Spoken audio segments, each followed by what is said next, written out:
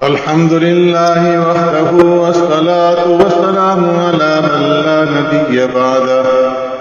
أما بعد فأعوذ بالله من الشيطان الرجيم بسم الله الرحمن الرحيم يا أيها الذين آمنوا لا تبطلوا صدقاتكم بالمن والأذى كالذي ينفق ماله رئاء الناس ولا يؤمن بالله واليوم الآخر فمثله كمثل صفوان عليه تراب فأصابه وابل فتركه صلدا لا يقدرون على شيء مما كسبوا واللہ لا یہدی القوم الکافرین۔ اے ایمان والو، اپنے صدقات کو احسان دتا کر اور تکلیف پہنچا کر اس شخص کی طرح ضائع مت کرو جو اپنا مال لوگوں کو دکھانے کے لیے خرچ کرتا ہے اور اللہ اور یوم آخرت پر ایمان نہیں رکھتا۔ چنانچہ اس کی مثال ایسی ہے جیسے ایک چکنی چٹان پر مٹی جمع ہو اور پھر اس پر زور کی بارش پڑے اور اس مٹی کو بارش چٹان سے بہا کر کے لے جائے۔ ایسے لوگوں نے جو کمائی کی ہوتی ہے وہ ذرا بھی ان کے ہاتھ نہیں رکھتی، اور اللہ تبارک و تعالیٰ ایسے کافروں کو ہدایت تک نہیں پہنچاتا۔ آمنت باللہ و بآیاتہ۔ معزز سامعین و ناظرین، جو آیت کریمہ میں نے آپ کے سامنے تلاوت کی ہے، اس آیت سے چند باتیں معلوم ہوتی ہیں۔ ایک تو یہ کہ صدقہ دے کر محتاج کو ستانے اور اس پر احسان رکھنے سے صدقہ کا ثواب جاتا رہتا ہے، یا اوروں کو دکھا کر اس لیے صدقہ دیتا ہے کہ لوگ اسے سخی اور مالدار جانیں، تو اس طرح سے بھی صدقہ و خیرات کا ثواب جو ہے کچھ نہیں ملتا اور وہ ثواب ضائع ہو جاتا ہے۔ ایسے ہی صدقہ و خیرات کی یہ شرط معلوم ہوئی کہ خالص اللہ تبارک و تعالیٰ کی رضا جوئی اور آخرت کے ثواب کی نیت سے انسان کو صدقہ اور خیرات کرنا چاہیے۔ دکھلاوے یا نام و نمود کی نیت سے نہ ہو، اور نام و نمود کی نیت سے خرچ کرنا اپنے مال کو برباد کرنا ہے۔ آخرت پر ایمان رکھنے والا مومن بھی اگر کوئی صدقہ خیرات میں نام و نمود اور ریا کے لیے کرتا ہے تو اس کا بھی یہی حال ہے کہ اس کو کوئی ثواب نہیں ملتا۔ اسی طرح اس آیت کریمہ سے معلوم ہوا کہ جو لوگ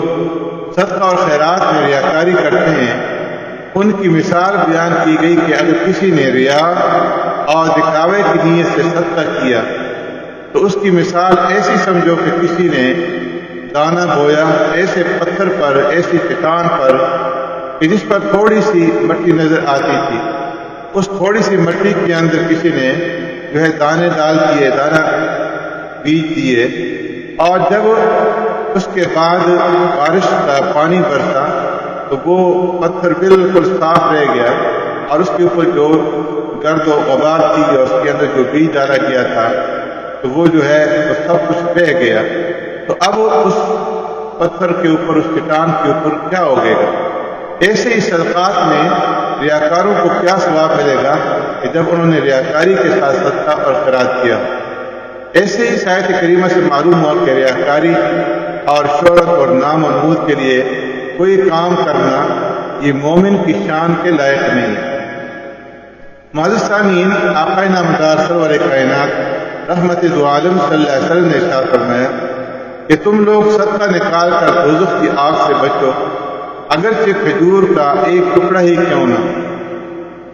آپ صلی اللہ علیہ وسلم نے فرمایا جو شخص حلال مال سے صدقہ دے اور اللہ نہیں قبول کرتا مگر حلال مال ہی کو قبول فرماتا ہے تو وہ اس صدقے کو اللہ جل جلالہ کی ہتھیلی میں رکھتا ہے، یعنی وہ صدقہ دینے والا اس صدقے کی اس رقم کو اللہ رب العزت کی ہتھیلی میں رکھتا ہے، اور پروردگار اس کی پرورش فرماتا ہے جیسے تم میں سے کوئی اپنے اونٹ کے بچے کی پرورش کرتا ہے اور اسے پالتا ہے، یہاں تک کہ اس صدقہ دینے والے کے صدقے کو اللہ رب العزت بڑھا کر کے پہاڑوں کے برابر فرما دیتے ہیں، اور فرمایا کہ ہر آدمی قیامت کے دن اپنے صدقے کے سائے میں ہوگا، یہاں تک کہ لوگوں کے درمیان فیصلہ کر دیا جائے۔ معزز سامعین،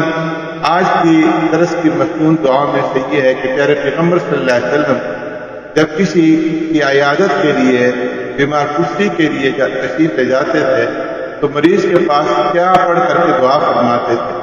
چنانچہ حضرت ابن مسعود رضی اللہ تعالیٰ عنہ سے مروی ہے کہ پیارے پیغمبر صلی اللہ علیہ وسلم جب کسی کی عیادت فرماتے تو یہ دعا فرماتے تھے، اذهب البأس رب الناس واشف انت الشافي لا شفاء الا شفاؤك شفاء لا يغادر سقما۔ اذهب البأس رب الناس واشف انت الشافي لا شفاء الا شفاؤك شفاء لا يغادر سقما۔ اے لوگوں کے رب، تکلیف دور ہو جائے، شفا دے دیجیے، آپ شفا دینے والے ہیں، آپ کے علاوہ کوئی شفا دینے والا نہیں، ایسی شفا دے دیجیے کہ کوئی بیماری باقی نہ رہے۔ معزز سامعین، آج کے درس کے مسائل کے سلسلے میں عرض یہ ہے کہ بھائی بہن، ساس سسر، بہو داماد، ماموں ممانی، خالو خالہ، پھپھی پھپھا، چاچو چاچی، دیور دیورانی، اور اسی طرح جیٹھ جیٹھانی، سمدی سمدن، سالہ سالی،